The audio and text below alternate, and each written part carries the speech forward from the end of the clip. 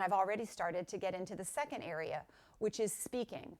How are you going to speak to the witness? And in turn, how is the jury going to perceive your speaking? And how is your witness going to speak back to you? What is the information you want to relay? Tell your witness that being polite is really important. When you're asking questions, don't stray too far for the facts. Don't make sure that you prepare your witness so that the witness doesn't come across as sarcastic or a smart aleck, especially in cross-examination, but also in direct examination. Because you're telling the client's story in direct, it's important that the the jurors trust the witness, that the jurors believe what they hear coming out from that person's mouth. Think about the good facts and the bad facts. And while every case has its bad facts, sometimes the opposing counsel will know about those bad facts, sometimes opposing counsel may not.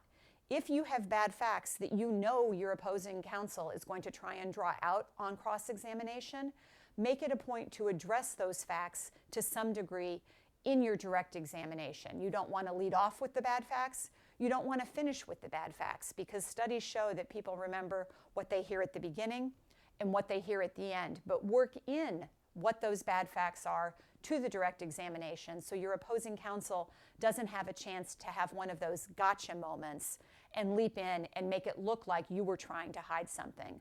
If that happens, you're going to lose credibility in your further questions, and your witness is going to lose credibility with the jury. I talked before about tone of voice and about strategically going back to a particular statement that a witness made. Try and ask, when you're speaking to your witness, direct questions that require short answers. Try not to say things like, "What happened next? What happened next?" It's okay to ask a witness to give a narrative, but be prepared to strategically interrupt that narrative. So, for example, if your witness says that on the day in question of the car accident, he was walking across the street and stopped into the candy store and saw the red car and then pressed the button on the turn signal, stop the witness there and say, "Let's go back a minute to that red car." And then ask the important questions about the red car. How fast was the red car going? Did you see who was driving the red car? Use those strategic interruptions to pull out and emphasize the key facts that you want the jury to remember. So that's what's important in speaking to the jury. Use good tone, use repetitive questions to the extent you can, and don't draw an asked and answered question. Use the same kind of question, but don't keep asking the same question, the what happened next, what happened next. When you're doing a direct examination, you're not allowed to lead the witness. What that means is that you can't say to the witness, "The car was red, wasn't it?" Those kinds of questions are limited to cross-examination or when you have a hostile witness.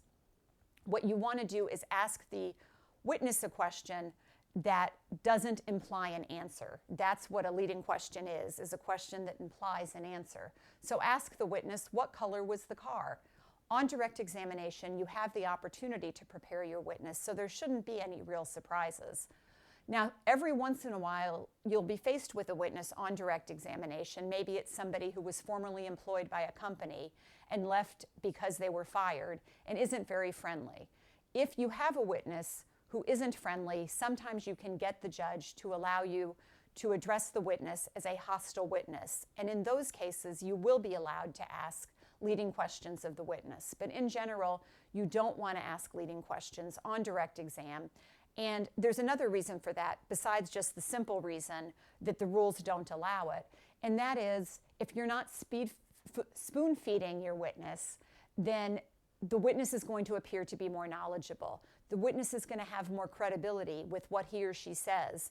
And when those jurors go back to the jury room, they're going to say, "That witness really understood the issues. That witness remembered what happened at the scene of the accident," as opposed to the jurors saying, "Do you remember that witness? They couldn't remember anything, and the lawyer was essentially testifying and telling that witness what color the car was."